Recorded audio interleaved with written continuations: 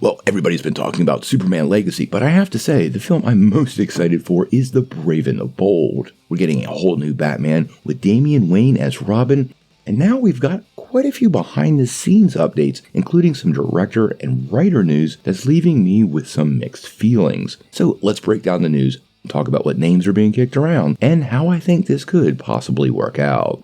Well, the rumors around The Brave and the Bold have been swirling for quite a while, and we keep on getting one continuous story showing up over and over again, and once again, this name has resurfaced.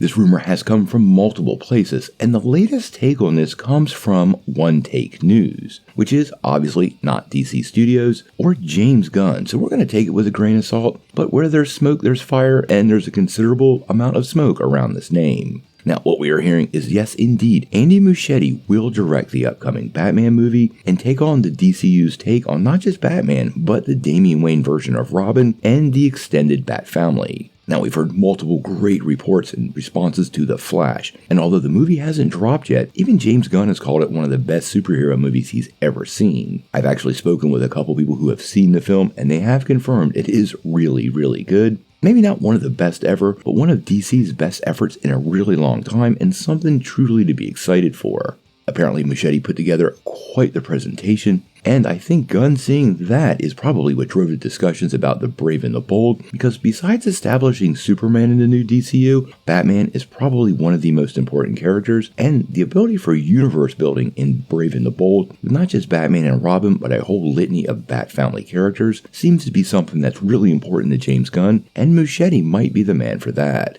Muschietti actually helmed both It movies before doing The Flash. He's worked with big ensemble casts quite often, and if he nailed his very first superhero outing, he might really be the perfect director for the upcoming film. Well, assuming he has a really good script.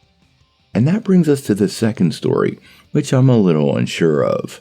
Now, this news comes via My Time to Shine Hello, and again, not James Gunn or DC Studios, but he is claiming that Flash scribe Christina Hodson will be the writer for this film. Now, like I've said, we've heard great stuff about The Flash, but I do worry a little bit because this isn't Christina's first visit to Gotham City. She's actually been there 2 times before. Now, she actually wrote Batgirl, which unfortunately none of us have gotten to see, so we really don't know how good the script was or what was going on, just that the movie didn't fit in the future of Warner Bros. Discovery, and it was permanently shelved. We can't judge the movie, but that's not a positive sign, so that is at least a half-mast red flag. Her other visit to Gotham City was in Birds of Prey, which honestly was not really a great movie, didn't land with fans, and more worrisome, made major alterations to some Gotham canon that many fans really struggled with, specifically Cassandra Cain. Now, we should circle back because she did write The Flash, and maybe Gunn himself has saw this 1-2 duo as a perfect fit for Brave and the Bold. We have heard the movie is really good, so keeping her on, working with Muschietti for the next film, really might be a great idea. We just really need to see The Flash and how that script works out. My only reservation here really is Birds of Prey. She also wrote Bumblebee, which I found to be a really fun movie, so I do think she knows how to deliver this style of action, and all 3 of those movies, as well as The Flash, probably can be looked to for what we're going to get out of Brave and the Bold.